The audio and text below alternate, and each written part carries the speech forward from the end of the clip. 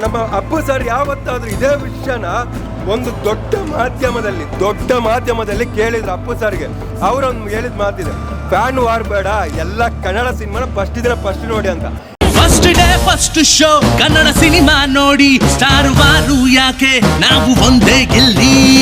ನಾಡು ಅಂದ್ರೆ ಕರ್ನಾಡು, ಅಣ್ಣ ಅಂದ್ರೆ ಒಬ್ರೇ ಅಣ್ಣ, ಅದು ಶಿವಣ್ಣ.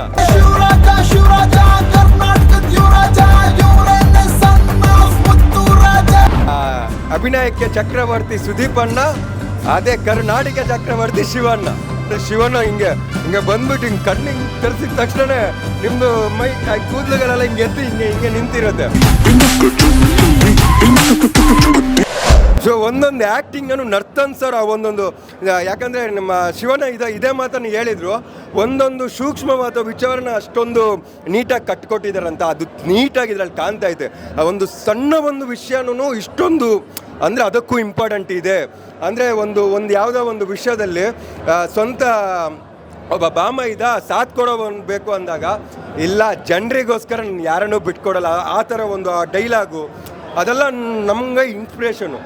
ಆಮೇಲೆ ಫಸ್ಟಾಗಿ ಅವರು ಲಾಯರ್ ಆಗಿ ಒಬ್ಬರು ಎಷ್ಟು ಸೈಲೆಂಟ್ ಆಗಿರ್ತಾರೆ, ಅವ್ರನ್ನ ನೀನು ಕೆಣಕ್ತೀಯಾ, ಇಲ್ಲ ನಾನು ಸೈಲೆಂಟ್ ಆಗಿರ್ತೀನಿ, ಇಲ್ಲ ಕೆಣಕ್ತೀಯಾ, ನಾನು ಸೈಲೆಂಟ್ ಆಗಿರ್ತೀನಿ, ಮತ್ತೆ ನೀ ಕೆಣಕ್ತೀಯಾ, ನನಗೆ ಆಗಲ್ಲ ಅಂತ ನಾನು ಸೈಲೆಂಟ್ ಆಗಿರೋದಲ್ಲ, ನನಗೇನಾದರೂ ಕೆಣಕಿದ್ರೆ ನಾನು ವೈಲೆಂಟ್ ಆಯಿತು ಅಂತಂದರೆ ನನಗೆ ಕಂಟ್ರೋಲ್ ಮಾಡೋಕ್ಕಾಗಲ್ಲ, ನಾನು ಮತ್ತೆ ಆ ವೈಲೆಂಟ್ನಲ್ಲಿ ಹೋಗಬೇಕು, ಬೇಡ ನನ್ನ ಸೈಲೆಂಟಾಗಿ ಬಿಟ್ಬಿಡಿ ಅನ್ನೋ ಒಂದು ಮೆಸೇಜ್ನ ಈ ಫಿಲಮು ತುಂಬ ಚೆನ್ನಾಗಿ ತೋರಿಸಿದ್ದಾರೆ.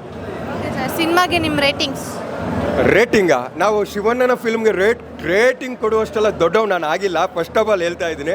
ಯಾಕಂದರೆ ನಾನು ಜೋಗಿ ಫಿಲಮು, ಮೈಲಾರಿ ಫಿಲಮೆಲ್ಲ ನಾನು ಹೈಸ್ಕೂಲಲ್ಲಿದ್ದಾಗ ನಾವು ಸ್ಕೂಲ್ ಕಾಲೇಜ್ ಬಂಕ್ ಮಾಡಿಬಿಟ್ಟು ಫಿಲಮು 10 ಸಲ ನೋಡ್ಬಿಟ್ಟು ಬಂದಿದ್ದೀವಿ. ಯಾಕಂದರೆ ನಾನು ಇವತ್ತು ಸುದೀಪಣ್ಣನ ಫ್ಯಾನೇ. ನಾನು ಹಾಗಂತ ಹೇಳ್ಬಿಟ್ಟು ಯಾವುದೋ ಅದು ಇದಲ್ಲ, ನಾನು ಎಲ್ಲ ಸಿನಿಮಾದಲ್ಲೂ ಹೇಳ್ತೀನಿ, ನಾನು ಸುದೀಪಣ್ಣನ ಫ್ಯಾನಾಗೇ ಮಾತಾಡ್ತೀನಿ. ಆದರೆ ನಾನು ಕನ್ನಡ ಫಿಲ್ಮ್ ಅಭಿಮಾನಿ. ಆದರೆ ನಮ್ಮ ಶಿವಣ್ಣ ಯಾರಿಗೆ ಇಷ್ಟ ಇಲ್ಲ ಹೇಳ್ರಿ? ಶಿವಣ್ಣ ಇಡೀ ಸಣ್ಣ ಮಕ್ಕಳಿಂದ ಹಿಡಿದು ಮುದುಕರವರೆಗೂ ಶಿವಣ್ಣ ಅಂದರೆ ಇಷ್ಟ. ಒಂದು ಟ್ರೆಂಡ್ ಸೆಟ್ ಮಾಡೋದೇನು ಸಣ್ಣ ವಿಷಯ ಅಲ್ಲ. ಇವತ್ತು ನೀವು ನೋಡಿದ್ದೀರ ಥಿಯೇಟ್ರಲ್ಲಿ ಲುಂಗಿ ಹಾಕ್ಕೊಂಡು ಶರ್ಟ್ ಹಾಕ್ಕೊಂಡು ಎಷ್ಟೋ ಮಂದಿ ಬಂದಿದ್ದಾರೆ.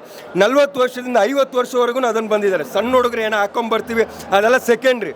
50 ವರ್ಷ ಆಗಿರೋರು ಹಾಕೊಂಬಂದಿದ್ದಾರೆ, 30 ವರ್ಷ ಆಗಿರೋರು ಹಾಕೊಂಬಂದಿದ್ದಾರೆ. ಅಂದರೆ ಅದನ್ನು ಒಂದು ಟ್ರೆಂಡ್ ಸೆಟ್ ಮಾಡೋಕ್ಕಾಗಲ್ಲ, ಅದು ಬರಬೇಕು. ಅದು ಯಾರು ಹೇಳ್ಕೊಟ್ಟು ಬರಲ್ಲ. ಆ ಟ್ರೆಂಡ್ನ ಫಾಲೋ ಮಾಡಬೇಕಂದ್ರೆ ಆ ಫಾಲೋ ಮಾಡಬೇಕಂದ್ರೆ ಆ ವ್ಯಕ್ತಿ ಆ ಒಂದು ತೂಕದಲ್ಲಿ ಇರಬೇಕು, ಅದು ಶಿವಣ್ಣ. ಅದಕ್ಕೆ ಸುಮ್ಮನೆ ಯಾರ ಕರ್ನಾಟಕ ಚಕ್ರವರ್ತಿ ದೊಡ್ಡ ಮನೆ ಮಗ ಅಂತ ಕರೆಯೋಕ್ಕಾಗಲ್ಲ. ಆ ಒಂದು ಕ್ವಾಂಟಿಟಿ ಎರಡು ಇರೋದ್ರಿಂದ ಅವ್ರನ್ನ ಎಲ್ಲರೂ ಹಿಂಗೆ ಇಟ್ಕೊಂಡಿರೋದು. ಫಿಲಮು ನಾನು ರೇಟಿಂಗ್ ಅಂತ ಹೇಳೋಕ್ಕಾಗಲ್ಲ, ಬಟ್ ಯಾರಾದರೂ ಬರಲಿ, ಬೇಕಂದ್ರೆ ಅವ್ರನ್ನ ಏಟರೇ ಬರಲಿ ಥಿಯೇಟ್ರಿಗೆ, ಅವನು ಖುಷಿ ಪಟ್ಬಿಟ್ಟು ಹೋಗ್ತಾನೆ. ಇಷ್ಟರಿಂದ ಧೈರ್ಯದಿಂದ ನಾನು ಹೇಳ್ತೀನಿ. ರೇಟ್ ಕೊಡುವಷ್ಟಂತೂ ದೇವರನ್ನೇ ನಂಗೆ ಆಗಲ್ಲ ನಾನು. ಆದರೆ ಒಂದು ಹೇಳ್ತೀನಿ, ಒಬ್ಬ ಏಟರು ಯಾರು ಇವತ್ತು ಅದು ಇದು ಅಂತ ಏಟ್ ಮಾಡಿಕೊಂಡು ಕೆಲವೊಂದು ಕನ್ನಡ ಸಿನಿಮಾ ನೋಡಬೇಡಿ ಅಂತೀರಲ್ಲ, ಅವರು ಬಂದು ನೋಡಿ ಆಮೇಲೆ ಆ ವ್ಯಕ್ತಿಯ ಪೂಜೆ ಮಾಡ್ಕೊಂಡು ಹೊರಗಡೆ ಹೋಗ್ತೀರಿ. ಇಷ್ಟು ಧೈರ್ಯದಿಂದ ಹೇಳಬಳ್ಳಿ.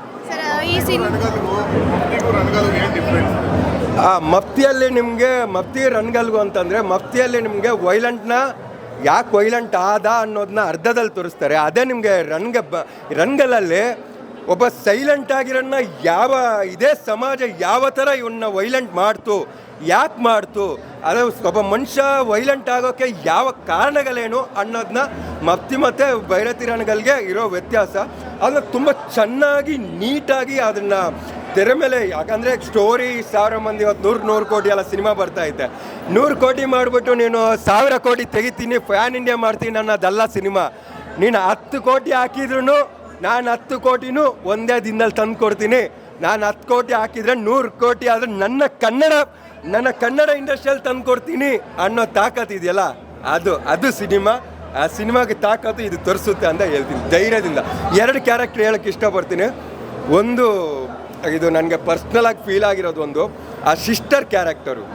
ಅದು ನಮಗೆ ನೀವು ಮಫ್ತಿಯಲ್ಲಿ ಏನಂದರೆ ಅದೊಂದು ಇತ್ತು, ಆ ಒಂದು ಮ್ಯೂಸಿಕ್ ಬರಬೇಕಾದ್ರೆ ಫೀಲ್ ಆಗೋದು.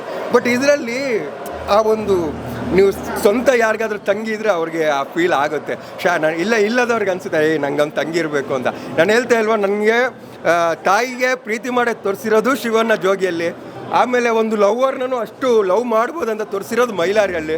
ಇವತ್ತು ಭೈರತಿ ರಣಗಲಲ್ಲಿ ತಂಗಿನೂ ಈ ಥರ ಮುದ್ದಾಡ್ಬೋದು ಅಂತ ತೋರಿಸಿರೋದು ಅದು ಶಿವಣ್ಣನ ತಾಕತ್ತು. ಅದಕ್ಕೆ ಜೈ ಶಿವಣ್ಣ ಅಂತ ಹೇಳೋದು.